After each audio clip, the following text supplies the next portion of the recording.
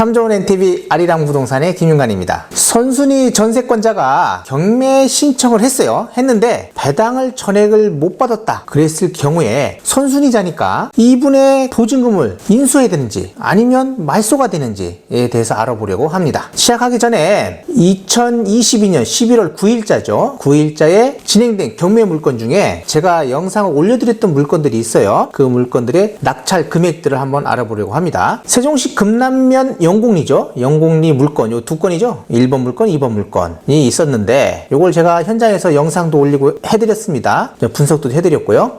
매각대금이 3억 1,100. 그러니까 요게 지금 최저가죠. 최저가에서 조금 더 오른 가격에 단독 입찰 받으셨어요. 여기도 마찬가지입니다. 1억 6,198만 9천 원이 최저가인데 여기에서 조금 더 쓴 금액 1억 9,100에 단독 입찰을 받으셨습니다. 자, 이분들이 다시 미납을 할지 아니면 제대로 받았는지는 한번 지켜볼 문제입니다. 궁금하신 분들은 요 위에 제가 링크를 걸어놓은 게 있어요. 그 링크를 보시고 확인해 보시면 될 것 같습니다. 세종시 보람동 위너스타워 3층 상가죠. 이 상가 2번 물건이었어요. 다른 거는 다 낙찰이 됐는데 이것만 3회 유찰이었어요. 다른 거는 2회차 때 다 낙찰이 됐습니다. 1번 물건이든 뭐 전부 다가. 그래서 제가 요 물건을 볼 때 요 4층에 낙찰된 금액하고 비교를 한 게 있어요. 4층하고 4층이 이것보다는 3층보다는 면적이 좀 작습니다. 여기는 면적이 넓거든요. 한 60평대가 넘어요. 그래서 그게 4층이 낙찰 가격이 4억이 좀 넘겼습니다. 그 당시에. 근데 여기는 유찰이 된 거예요. 그러니까 3회 유찰이었습니다. 그래서 감정 가격이 8억 7,600인데 최저 가격이 3억 46만 8천 원이었어요. 전 최저 가격을 넘겨야 될 것이다 라고 제가 이야기를 해드린 것 같은데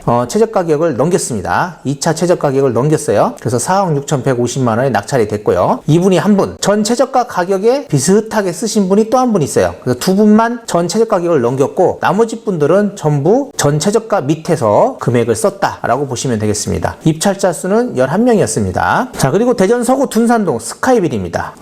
요 보람동 위너스타워 요 3층 물건도요. 제가 위에다가 링크 걸어 놓을 테니까 꼭 보시기 바랍니다. 서구 둔산동 스카이빌입니다. 10층 물건이었는데 감정 가격은 6,500만 원이에요. 그런데 유찰됐어요. 그래서 3,185만 원입니다. 요게 입찰 27명이 들어왔어요. 이 절반 가격이잖아요. 지금 27명이 들어왔는데 낙찰 금액은 얼마예요? 4,806만 9,900원이었습니다. 27명. 와, 많죠. 2등이 4,500인가 뭐 얼마 정도를 쓰신 것 같더라고요. 자, 이제 그것이 중요한 게 아니라 이건 이제 금액보다는요. 여기에 선순위 전세권자가 있습니다. 근데 이 전세권자가 누구냐면 법인이에요. 보증금이요. 6천만 원인 겁니다. 그러면 낙찰 금액이 4,800만 원이잖아요. 1,200 정도를 못 받아가요. 이분이. 이거를 인수를 해야 되는지 말아야 되는지를 한번 공부를 해보려고 합니다. 서구 둔산동 스카이빌 10층 물건입니다. 감정 가격이 6,500만 원. 한 번 유찰되니까 4,550만 원이었죠. 거기서 또 한 번 유찰이 됐어요. 2회 유찰된 거죠. 그러니까. 그래서 오늘 경매가 진행이 됐었는데 최저 가격이 3,185만 원이었습니다. 여기에서 27명이 들어온 거예요. 27분이 들어오셨는데 낙찰 금액은 최고가 매수인이 4,806만 9,900원이다. 전 가격 4,550만 원을 넘겼죠. 야, 요 2등은요 4,450만 원이에요. 그러니까 요거 밑에 살짝 밑에였거든요. 근데 이분은 이제 조금 많이 넘겼다. 살짝. 근데 원래 낙찰 받으려면 이렇게 하시는 게 맞습니다. 그래서 낙찰이 됐는데 여기에 누가 있냐가 중요해요. 입찰 보증금은 10%. 그래서 318만 5천 원이었고요. 면적이 30제곱미터예요. 그러니까 전용 9평이죠. 대지권은 한 2평 조금 넘습니다. 임의경매 사건이에요. 자, 요것도 좀 이따가 등기부를 보면서 이야기를 할게요. 그리고 채권자는 주식회사 법인이죠. 이분이 임차인이었습니다. 요것도 등기부를 보면서 보도록 하겠습니다. 자, 매각 물건 현황을 보면 사용 승인은 2003년이었어요. 30제곱미터. 그리고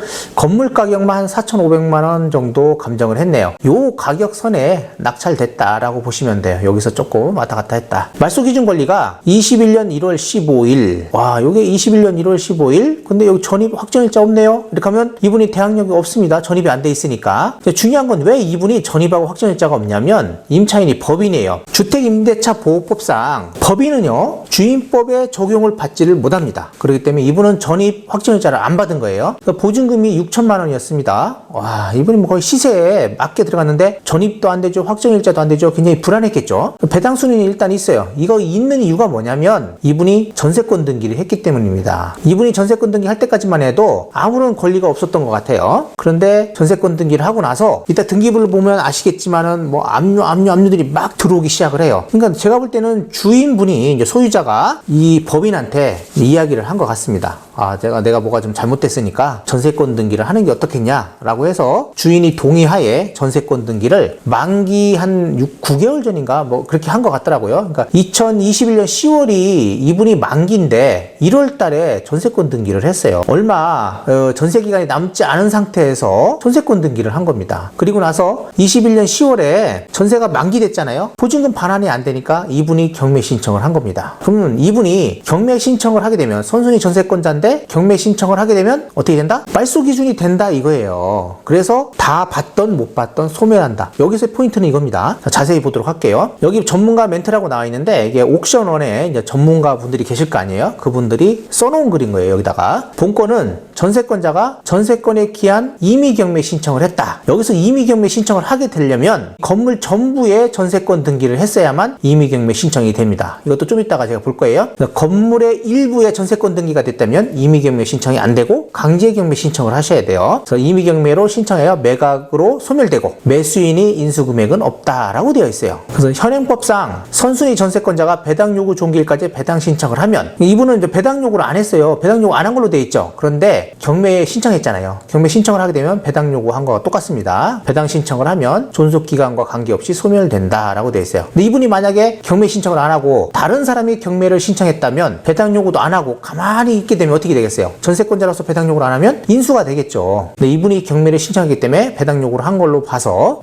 소멸된다. 배당을 다 받던 못 받던 무조건 소멸이라는 겁니다. 자, 등기부 현황을 볼게요. 등기부 현황을 보면 여기 소유자 6,500만 원을 갖고 왔죠. 그리고 21년 1월 15일 전세권이 딱 등기가 됐어요. 주식회사입니다. 권리자가. 채권 금액은 6천만 원이에요. 말소기준 등기 그리고 존속기간이라는 게 전세권 존속기간이라는 게 있는데 2019년 10월 21일 날 이분이 들어왔고 그리고 21년 10월 22일 날이 만기예요. 그러니까 2년이잖아요. 지금 계약기간이. 만기인데 21년 1월 15일 날 전세권 등기를 했어요. 얼마 남지 않았는데 전세권 등기를 했다는 거는 소유자분이 이제 이 전세권자, 이 법인한테 이야기를 한 것 같아요. 대항력도 없고 아무것도 없는데 내가 뭐가 잘못된 것 같다. 그러니 전세권 등기를 하는 게 어떻겠냐라고 얘기를 했을 수도 있고요. 아니면 뭔가 뭐 중간에 나가려고 했는데 이분이 좀 돌려주면 안 되겠냐 그랬더니 임대인이 안 된다 뭐 이런 얘기를 했을 때 그러면 내가 불안하니까 전세권 등기를 좀 해줬으면 어떻겠냐라고 해서 전세권 등기를 했던지 뭐 하여튼 이런 다 여건 사건이 있을 겁니다. 일단은 이분은 뭐 안전하게 일단 전세권 등기를 했어요.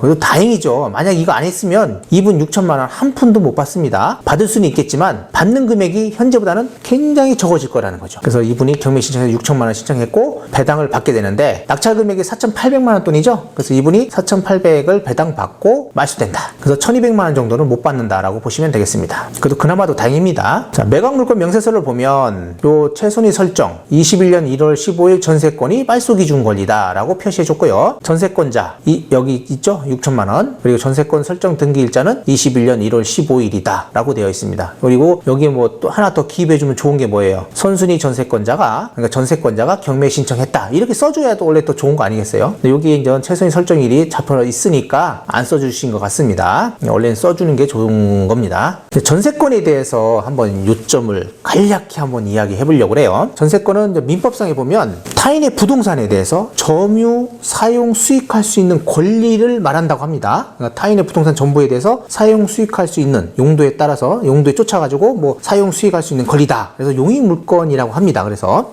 담보물권적인 성격, 등기를 하게 되면 담보물권적인 성격을 갖는데 다른 채권자보다 먼저 변제받을 수 있는 권리를 갖게 되는 거예요. 그래서 담보물권적인 성격도 갖는다라고 합니다. 그래서 전세권 존속기간은 이제 보통 10년이라고 보시면 되고요. 갱신된다 하더라도 10년을 넘기지를 못합니다. 계약이 이제 만기가 되잖아요. 2년이라는 계약 만기가 되면 전세권 설정자가 전세권자한테 갱신할 것인지 말 것인지를 이제 물어보게 되고 또 전세권자는 어떻게 되겠어요? 갱신을 하겠다 안 하겠다 뭐 이야기를 하든지 해야 돼요. 근데 그걸 안 했어요. 안 하고 넘어가면 이제 법정 갱신이 됩니다. 법정 갱신이 되게 된다면 어떻게 돼요? 그 기간은 없는 것으로 봅니다. 존속 기간은 금액이나 이런 것들은 동일하게 와요. 동일하게 내용이나 이런 건 동일하게 오지만 기간만큼은 없는 것으로 보기 때문에 전세권 설정자든 전세권자든 그러니까 임대인 임차인입니다. 임대인이든 임차인이든 누구든지 계약을 언제든지 통보할 수 있어요. 통보를 하게 되면 통보를 받은 날부터 6개월 이내에 계약이 해지됩니다. 이제 알고 계시면 될 것 같아요. 전세권하고 이제 임대 임대차에 관해서 한번 이야기를 해보려고 해요. 이제 이거를 좀 잘 알으셔야 돼요. 전세권이 좋은 건지 아니면 그냥 임대차를 하면서 확정일자를 받는 게 좋은 건지 요거에 대해서 한번 이야기를 해보겠습니다. 어떤 분들은 보면 전세권 설정 등기를 한다든지 뭐 이렇게 등기를 하시려는 분들이 가끔 있어요. 아니면 뭐 보증보험을 가입한다든지. 근데 보증보험도 가입하면 좋긴 하겠죠. 조금 위험하다 생각하면. 그러나 아무것도 없는, 권리가 아무것도 없는 상태에서는 본인이 가격이, 그 부동산 가격이 너무 넘어가지 않는 상태에서, 그러니까 제가 보통 이야기하잖아요. 70% 정도 선의 전세 금액이다 라고 하면 굳이 그런 걸 하실 필요는 없습니다. 건물의 인도를 받은 다음에 확정일자만 받으면 우선 변제 효력이 있다. 그리고 확정일자를 받지 않는다 하더라도 그분은 선순위 임차인으로서 대항력을 갖습니다. 본인이 못 받는 보증금에 대해서는 뭐 낙찰자라든지 다른 인수인들이 인수한 사람이 물어주게끔 되어 있어요. 그래서 확정일자를 받는 거는 우선 변제 효력을 갖기 위해서 확정일자를 받는 거겠죠. 자, 그거를 표를 보고서 자세히 한번 보도록 할게요. 전세권하고 주택임차권을 비교하는 거예요. 주택임대차죠. 그러니까 주임법을 적용받는 임차인에 대한 이야기입니다. 전세권은 이제 민법을 적용을 받고 주택임대차는 이제 주임법을 적용을 받습니다.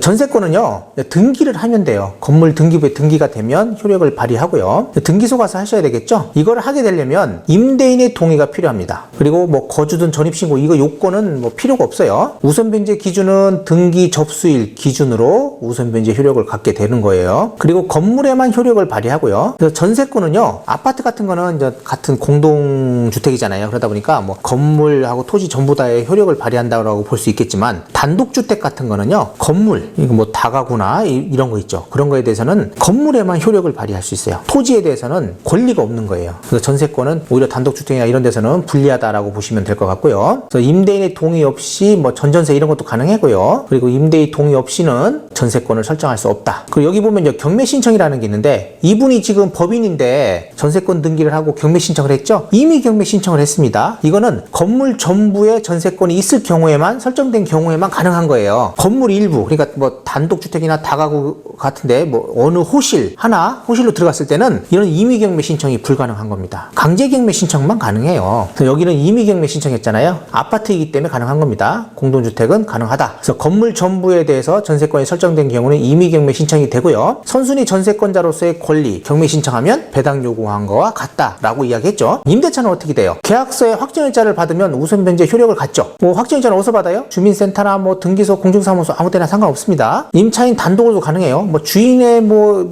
허락 이런 거 다 필요 없습니다. 근데 거주하고 전입신고는 꼭 하셔야 돼요. 왜냐면 대항 요건을 갖춘 후에 확정일자를 받아야 우선 변제 효력을 갖는 거지, 대항 요건이 없는 상태에서 확정일자를 받는다고 해서 우선 변제 효력은 발생하지 않습니다. 그래서 대항 요건하고 확정일자 중 늦은 날을 기준으로 해가지고 우선 변제 효력이 있다라고 보는 거예요. 그 효력 변이는 토지 건물 전부의 효력이 발생하고요. 임대인 동의 없이는 뭐 전대차 이런 건 안 되고, 임대인 동의 없이도 단독으로 확정일자를 받을 수 있다. 이거는 이제 강제경매 신청인데, 왜 강제경매 신청이냐면 보증금을 안 돌려주잖아요. 만약에 주인이 임대인이 안 돌려줬다 그러면 판결을 받으셔야 돼요. 뭐 보증금 반환 청구 소송을 해가지고 판결을 받아서 경매를 신청하기 때문에 강제경매 신청이다라고 볼 수 있습니다. 그 주택 임차인은 이제 최우선 변제라는 거 있죠. 최우선 변제 제도가 있지만은 전세권은 최우선 변제 제도가 없습니다. 전세권의 인수 말소 여부입니다. 선순위 전세권은요, 원칙은 인수예요. 인수. 배당 요구를 안 했다든지 경매 신청 안 했으면 당연히 인수겠죠. 그러나 예외, 배당 요구한 경우에는 말소된다. 그러니까 배당 요구를 하면 말소예요. 그리고 또 경매 신청, 선순위 전세권자가 경매 신청했어요. 그럼 말소예요. 후순위 전세권은 어떻게 돼요? 무조건 말소다. 여기서 또 중요한 게 뭐냐면 말소 기준 권리예요. 말소 기준 권리를 제가